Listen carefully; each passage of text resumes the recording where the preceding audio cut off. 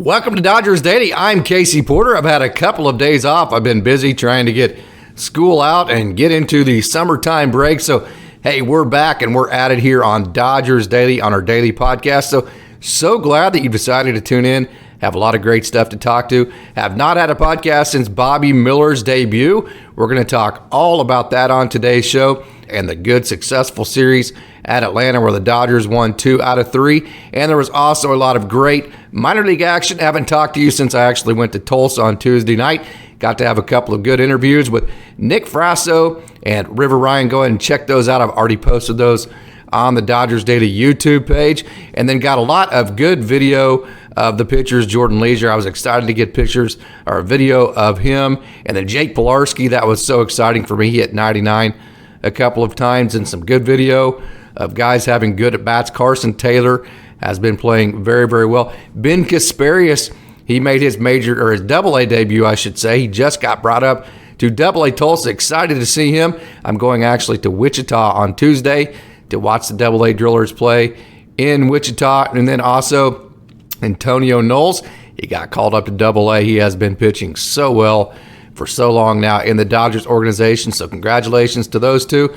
So, hey, there is a lot to get to in today's show. It is going to be jam-packed. But before we get into all that, just a reminder, if you'd like to help Dodgers Daily continue growing by donating, we do now have a Dodgers Daily GoFundMe account. Just scroll down to the description and just click that link, and it'll take you right to the Dodgers Daily GoFundMe. Also, if you like this video and if you like this kind of content, go ahead and click that like button, leave a comment, tell all your friends about Dodgers Daily, and share this video. That way it gets out there, it gets as many views as possible, and it continues to grow from that perspective. And also, hey, after you become a subscriber, go ahead and click that notification bell, turn on your notifications. That way, every time Dodgers Daily releases a new video, you'll be notified, and we'll keep growing and we'll keep getting to do what we love to do, which is providing videos like this. Hey, the more that you have interaction with videos like this, the more that YouTube thinks that people like this kind of stuff, and the more it gets suggested and the more views it gets, the bigger we grow and the more videos and content we can provide in the future. Okay, so hey, in today's show, we're going to talk some LA Dodgers baseball. Obviously, it was a good series at Atlanta. The Dodgers are now 3-4 on the road trip. And so, hey, good recovery. It looked a little bit bleak there. We had the 2 rookies going. If you haven't followed, the rookies and the prospects in the organization, I stated before the game started on Monday when Gavinstone started, I was not as worried about it. I'm sure as most people were. I didn't think it would be a problem. And sure as heck, the Dodgers won both games that the rookies started. So we're going to talk about that. And we're going to talk about much, much more with the Los Angeles Dodgers. So we're going to dive, basically, we're going to cover the top of the Atlanta series. Then we're going to really dive in to Bobby Miller's start. And then we're also going to dive into Jonny DeLuca, who just got brought up. And we're going to talk about Trayce Thompson and the impact he has had with the Los. So, hey, lots to get to. Let's not waste any more time. Let's get right to it, and let's talk Dodgers baseball.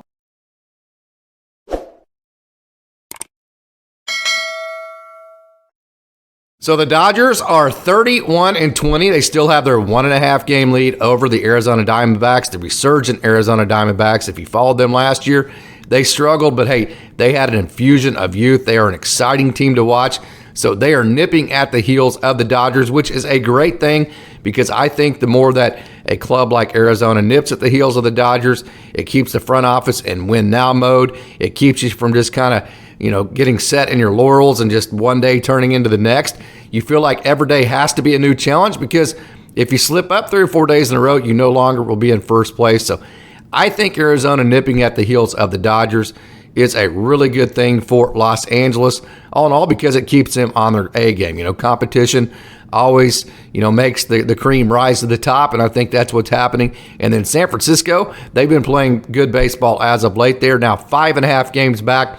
And then in third place is the Padres, 7.5 games back in the NL West. So the Dodgers, they were the first team in the National League to reach 30 wins. They now have 31 on the year, and they just had a very successful 3-game series at Atlanta where they won the first 2 games with the 2 rookies on the bump. Gavinstone had a little bit of bump for a start. We've already covered that, so we're not going to talk much about that, if at all, in this podcast. And then in the second start on Tuesday, Bobby Miller, Bobby Big Time, made his debut. How about those 5 innings? We're going to dive a lot into that. Okay, so scored 16 runs in Atlanta, which is fantastic. Outscored the Atlanta Braves 16-11. The Dodgers scored in 11 of 27 innings. And all in all, I've talked about it a couple times. Of course, the 4-3 loss to end the series, that left a little bit of a bad taste in your mouth before you got away to go to Tampa Bay. But having said that, hey, good series. And more than just the scoreboard, it was the fact that your backs were up against the wall. You had lost 3 out of 4 in St. Louis. You had 2 rookies going on Monday and Tuesday. You felt like you really needed to circle the wagons. I've already talked about this on a couple of other podcasts. You kind of feel like you did that. You feel like you reached your inner grit, if you will, and you realize that, hey, not only can this team play good offense, the bullpen at times has been up and down, but at times also it's been good. You found out, and you've had to find out with all of the injuries and changes, that I think probably the strongest characteristic that has come through for this Dodgers team is that it is just simply gritty. Hey, whatever we need to do to win that game tonight, let's just dig in. Let's get gritty. Let's get it done. If we have a rookie pitching, if we have a veteran that's maybe having an uncharacteristically bad start, if we're not hitting that night, if we made an error or two, if the bullpen didn't, do exactly as we anticipate them to do, whatever it may be, hey, let's just dig in and get gritty. Let's put a formula together that allows us to score one more run than the other team. And I think that's been really just the number one characteristic. Of course, obviously, the identity of the Dodgers is drawing walks and grinding pitch counts and hitting home runs. And then in the past, they've had, the highest and best not the highest, but the best ERAs in baseball, then just tremendous bullpens. Of course, that is the formula. But as far as this year's team, it's just kind of been, hey, one day you slug, the next day you play good offense, the next day after that you pitch well, then your bullpen maybe gives up a couple runs, but then you score late, but then you don't score late, then your bullpen all of a sudden, they shut the other team down. So, it's just been kind of a myriad of different ways of finding ways to win. That tells me that this Dodgers team, the best characteristic it has going for it right now, that I think the one thing that it can hang its hat on each and every night it goes out, that it's tough, it's gritty, and it will just do what it takes to reach down, get dirty, get gritty, and just win games. Okay, so let's move now to the Bobby Miller start. I told you, before his start that, hey, you can't always tell exactly how any one individual performance is going to go, but I did promise you that, hey, given a proper amount of runway, Bobby Miller will be a very good major league pitcher. And I also, made mention of the fact that although he can hit 100 plus, which he hit 100 on 5 different occasions in his first start on Tuesday night, and he was still hitting 100. He was still hitting 100 in the 5th inning. So you saw the big fastball, the big 4-seam. But like I said before, his 4-seam is not his best pitch, and I'm going to show you proof of exactly that. Okay, so again, he hit 105 times with his 4-seam, still hitting 100 in the 5th inning. Check this out. Whiff rates, okay, meaning times that the Atlanta Braves swung and missed on his 4-seam fastball. Okay, he had a whiff rate of 10%. His slider, though, 27%. And, okay, check this out. His slider was an insanely, ridiculously good pitch for him. It was easily his best pitch of the night, and unlike Gavinstone, it was allowed to be the best pitch that he had that night in terms of actually getting outs. Not necessarily the best pitch in the sense that he throws it the most. His best pitch obviously is going to be his 4-seam in the sense that if his 4-seam's not in the zone and setting everything else up, nothing else will play very well. So, hey, there's kind of 2 levels to that. So when I say best pitch, I mean most effective as far as actually recording outs and swings and misses. Okay, the slider was in the zone 52% of the time. Okay, check this out, though. The slider was so effective because the 4-seam for Bobby Miller, his fastball, the one that he hit 105 times with and was still hitting 100 in the 5th inning, that 4-seam he threw for a strike in the zone 72% of the time. Compare that to Gavinstone the night before when he was only 33%. Hey, when you are in the zone 72% of the time, and that means that hitters have to gear up for that 100, 101 mile an hour fastball. Well, guess what that does for your secondary pitches? It makes it impossible for other teams to sit on secondary pitches and be able to, ambush them like we saw the Atlanta Braves do to Gavinstone's changeup. So the Braves were not able to sit slider because Bobby Miller was throwing his fastball for a strike 72% of the time, and it was averaging 99.4 miles an hour and hitting 100. Okay, so you got to gear up for the hunt, because if you look off speed, and he threw his four seam way more than he did any other pitch. So if you actually sit soft and then you get a four seam at 100 miles an hour and you're timing an off speed pitch, you have zero chance of hitting a fastball. So against a guy with a big four seam like Bobby Miller, you have to sit fastball, especially when he's throwing strikes. You have to adjust to the off speed, unless you just want to guess. And if you do that, then power to you, because if you guess wrong against a guy with stuff as explosive as Bobby Miller, you have zero chance at that point. So a slider in the zone 52% of the time. Okay, very effective there. His spin rate on the slider was 26.45, which is just really, really, really good for his slider. So the spin rate was good, which means, hey, some sliders kind of come in and they loop. Okay, the higher the spin rate you have, the tighter the spin's going to be, and a lot of times the more break that you get.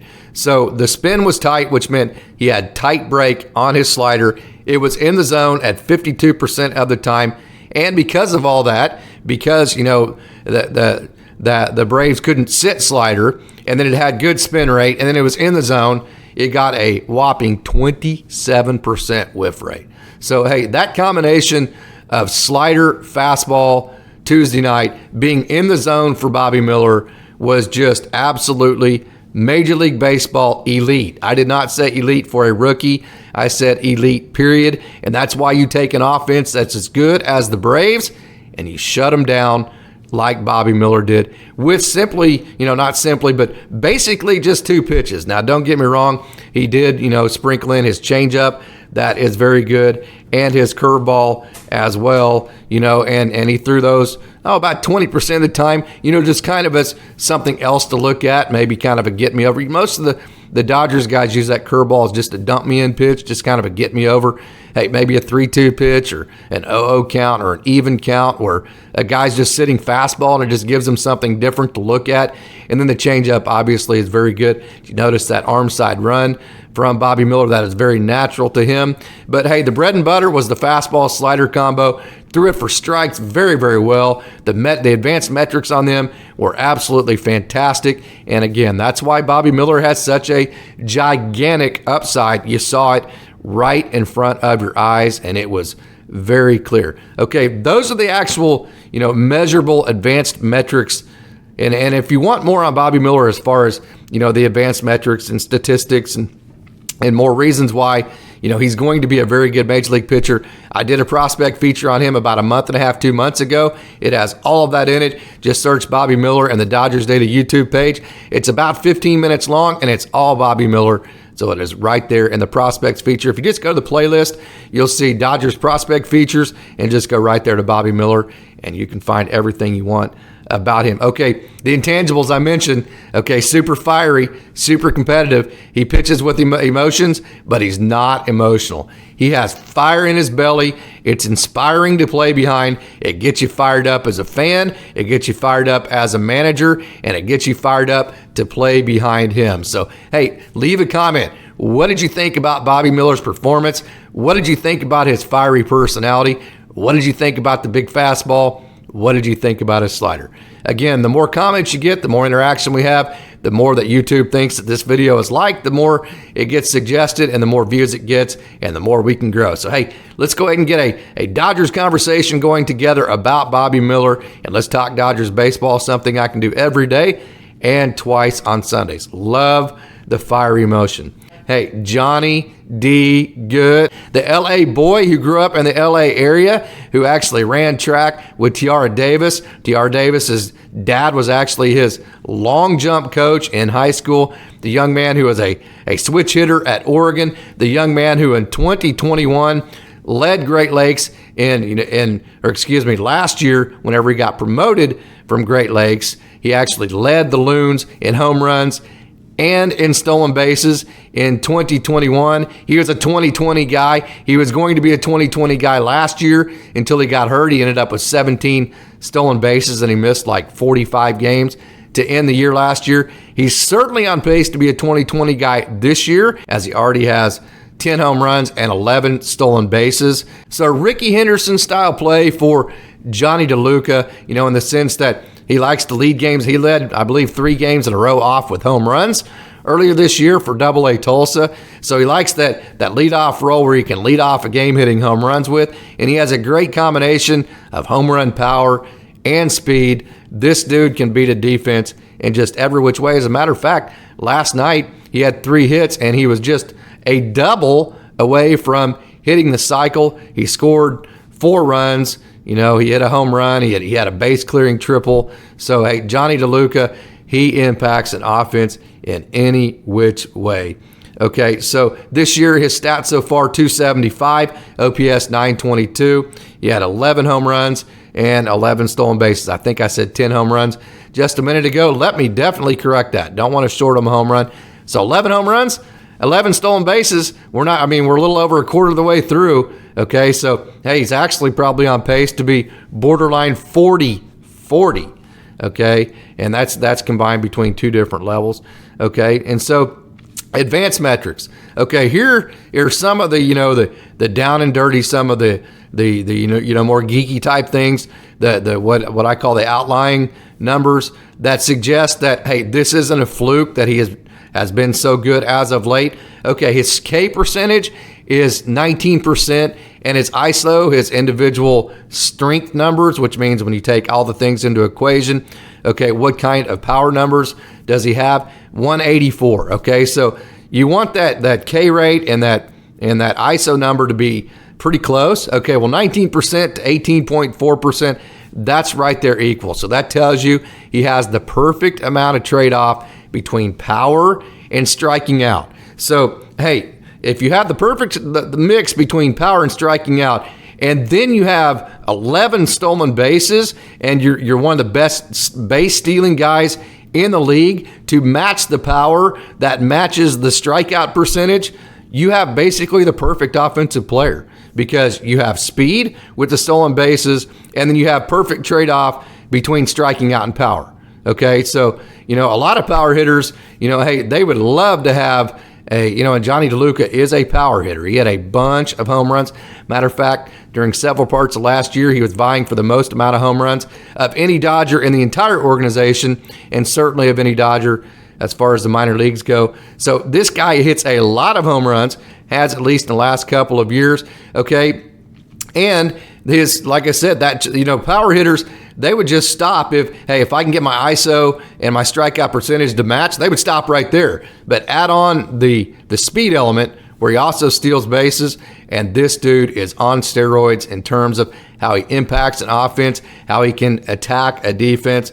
Okay, so, man, this dude has a lot to offer. Okay, his WRC plus, which is, weighted runs calculated. Okay, and so basically it takes in all the parks, it takes in the different leagues, and I like WRC plus because it takes in OPS, and OPS really is probably my favorite stat, because that's a good mix of on base plus slugging. So that's kind of that OPS is the older school way of identifying, is there a good trade-off between a guy getting on base versus a guy having power? Because if a guy has a lot of power but he never gets on base, he's going to hit a lot of home runs, but his OPS isn't going to be real high. So can a guy hit home runs and get on base? So I think that formula, that OPS number, has been very successful for the Dodgers. So WRC plus is kind of that on steroids. It takes into some external factors like the league that you're in and different ballparks, and it puts all that together, and it gives you a formula that's basically OPS on steroids. Okay, and his WRC plus, Jonny DeLuca's was 179 at Tulsa, which is just phenomenal. Okay, so this guy, I mentioned the power and the great trade-off between that and the K percentage, and then also the speed. Well, that WRC plus just backs that up with his 179 in Tulsa. To give you an example, an excellent WRC plus, meaning the highest you can possibly get, as far as there is no other category above excellent, is 160. And he was at 179 in Tulsa. So that shows you just how big, again, of an impact that he has made.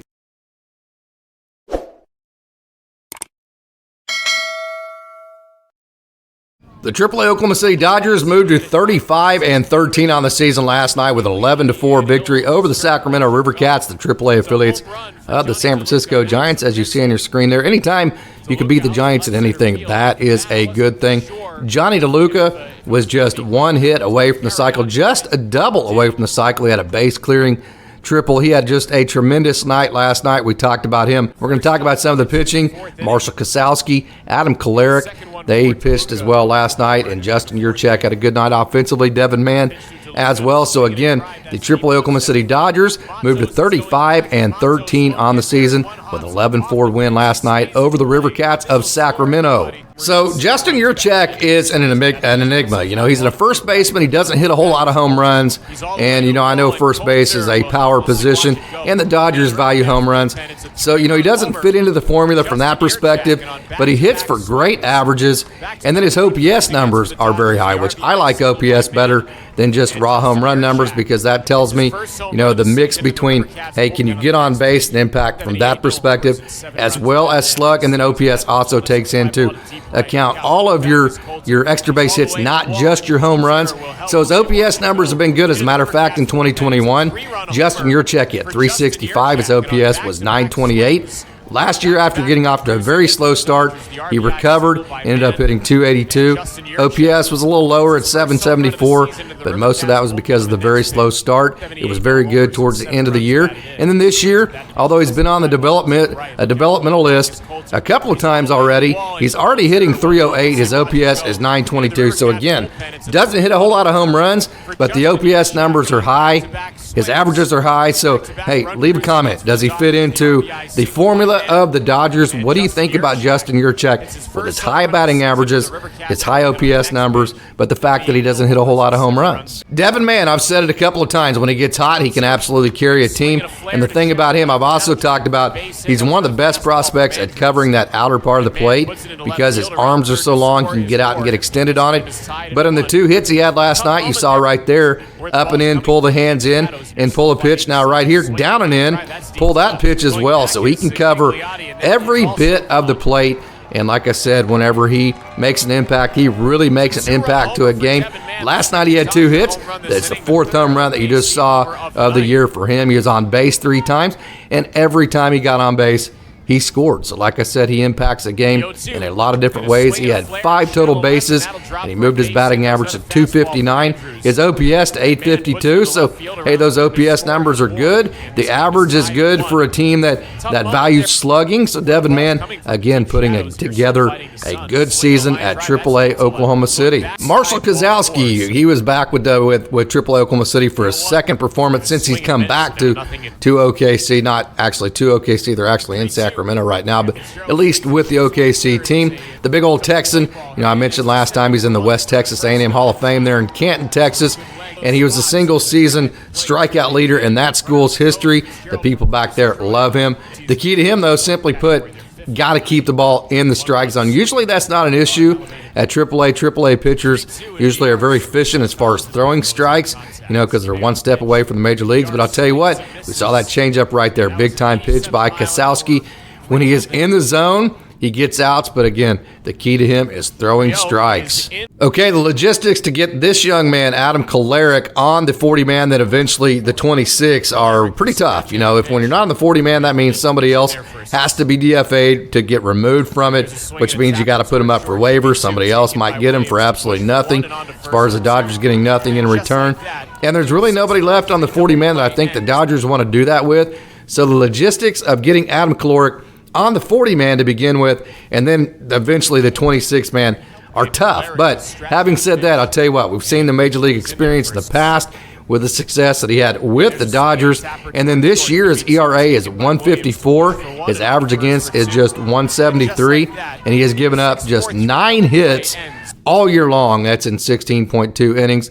And he has 16 outings as well. So just 9 hits in 16 outings. And check this out. He has not allowed a run. Adamkolarek has not. Since his first outing at the beginning of April, he's gone 15 outings in a row without giving up a run. So like I said, logistics of getting Adamkolarek first on the 40-man, then on the 26, tough. But hey, if he keeps pitching like this, the Dodgers might have to do it. The Double-A Tulsa Drillers, they pulled out another squeaker, another walk-off, their third in a row. How about that? They have just been absolutely come back, and that's because their pitching has done good. Their bullpen has absolutely held up. We're going to get some of that. Look at that change-up from kylehurt. So, hey, they only scored one in the 6th and then another one in the 11th, and that was the ghost runner that scored, and that was all they needed because the pitching was so good, led by kylehurt, who started the game last night. Hey, he struggled early on. He gave up a couple of walks and then eventually settled down, gave up 1 run in the top of the 1st. That was it. He did not walk anybody after the 1st inning. There's the slider right there. You saw the big-time changeup a minute ago, and the fastball that you see right there was 99 last night. Look at that big-time changeup. He has thrown that slider at 91 in the past. There's the changeup again. So when you're throwing a 91-mile-an-hour slider, a 99-mile-an-hour fastball, then you have that changeup you just saw behind that. That's why he has been so ridiculously good this year at the Double-A level, and he's been maybe the best pitcher on the best pitching staff in all of the minor leagues, the Double-A Tulsa Drillers. Okay, gave up just 1 last night. He had 6 strikeouts. So in many ways, after the way it started, he wasn't throwing as many strikes as he'd like. I think a lot of ways he showed the most amount of grit of any other performance this year. So in a lot of ways, I think it was his best outing from that perspective. And, you know, just the way he was flashing that changeup, the big 99. So kylehurt, great job last night for the Double-A Tulsa Drillers. You know, the Dodgers, they like to use a system called the piggyback system, to where they have 2 different starters. You know, kylehurt went 4. Then you bring in a second starter, and you hope that starter can go 4 or 5 and either just leave the game up to 1 inning and or finish it themselves. Okay, so bencasparius was the piggyback starter last night.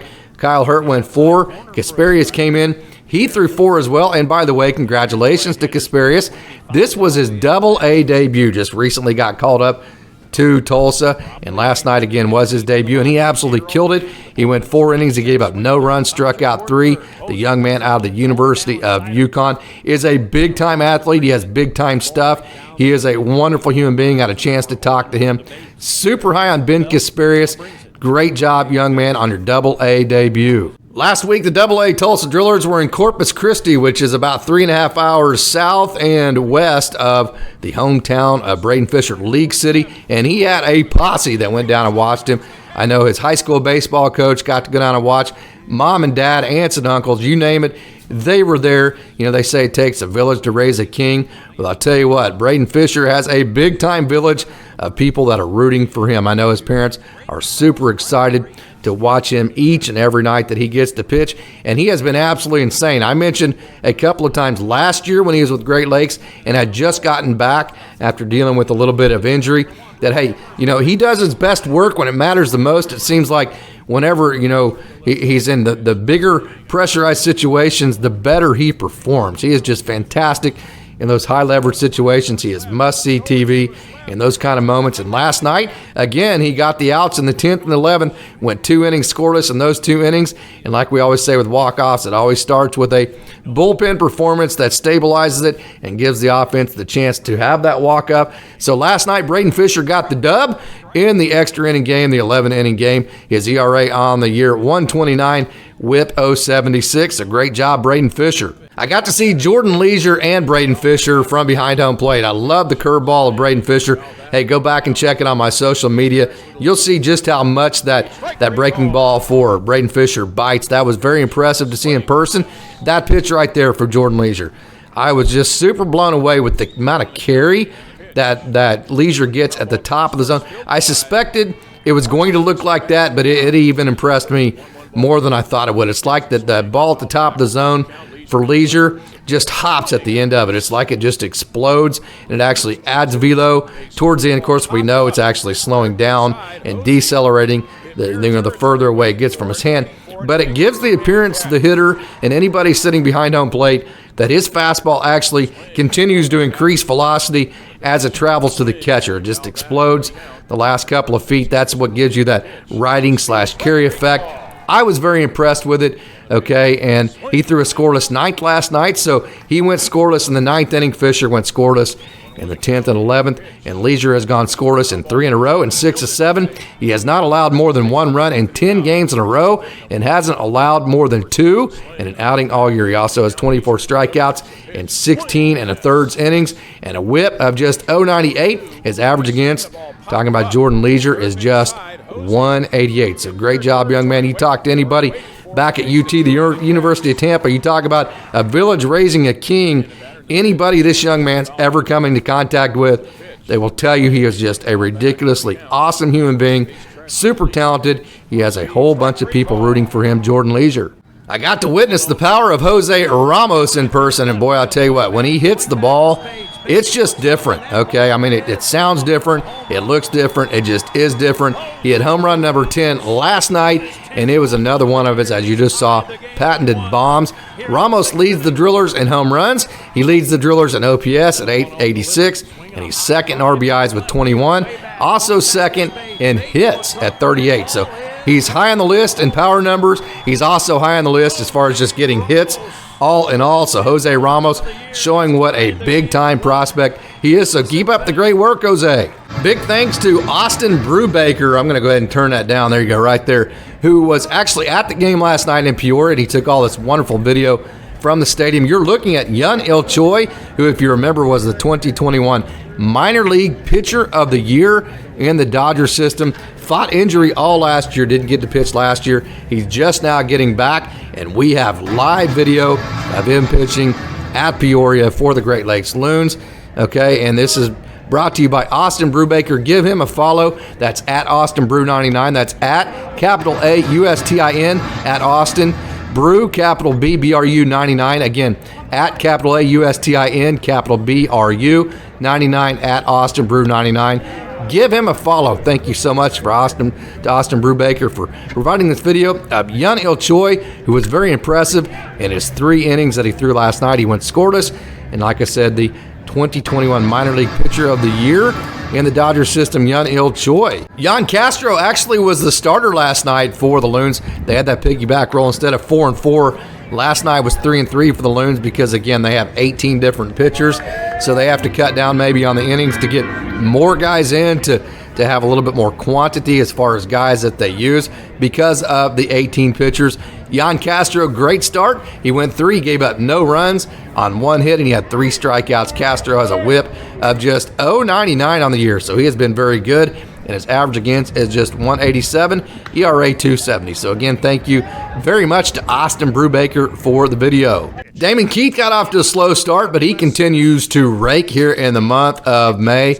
As a matter of fact, he just recently snapped a 12-game on-base streak. He just recently snapped a hit streak of 8 games, and he has hits in 12 of his last 14. So the young man out of Cal Baptist, Damonkeith, he is very hot right now. So, hey, keep raking, Damon. I mentioned just a minute ago that the Loons have 18 pitchers on roster. To give perspective to that, Major League teams, they have 13, so that's 5 more than you would normally have to deal with. So, pitching coaches Dave Anderson and Richard De Los Santos, they have to be very creative in the way that they schedule bullpens and to make sure they map out games to where guys, all 18 guys get to pitch as much as they need because, hey, all 18 guys are very, very, very talented and they need work to stay sharp. So wanted to give credit to both Dave Anderson and Richard De Los Santos for the job that they do, the work that they put in to make sure they map out enough work for every single one of the 18 pitchers on the Great Lakes Loons roster. The pitcher you're looking at right here is Benoni Robles. He went 1 scoreless last night for Great Lakes.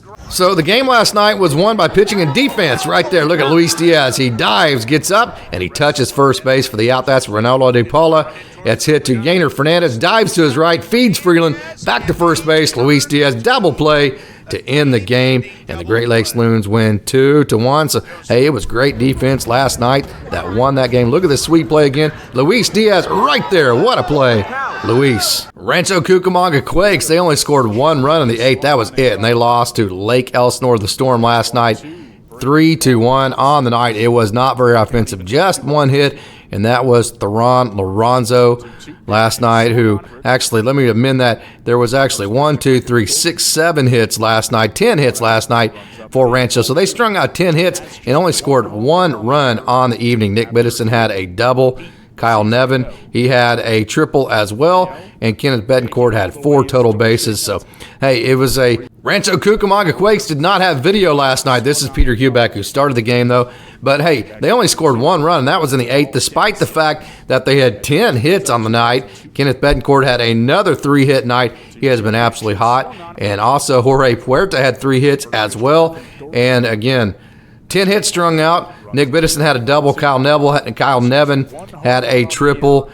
And so, but despite all that, despite the 10 hits, only 1 run last night for Rancho. They lost 3-1. Hey, that is Griffin Dorsing. He went to Oklahoma State, graduated from there last year. OSU is playing Oklahoma University tonight in the Big 12 tournament. Okay, so, hey, Peterheubeck started last night, went 4 innings. Good outing for him. He gave up just 1 earned run, had 4 Ks and 1 walk. Yoel Ibarra came in, had 2 scoreless innings, had 3 strikeouts. Calvin Ramirez came in and had a couple of strikeouts in 2 innings, scoreless as well. And then Madison Jeffrey finished the night off, throwing 1 inning. He gave up a couple of runs last night and had a strikeout as well. So, again, the Rancho Cucamonga Quakes, they lose 3-1 last night. They're in action again tonight, Friday night, to continue their 6-game series against the Lake Elsinore Storm.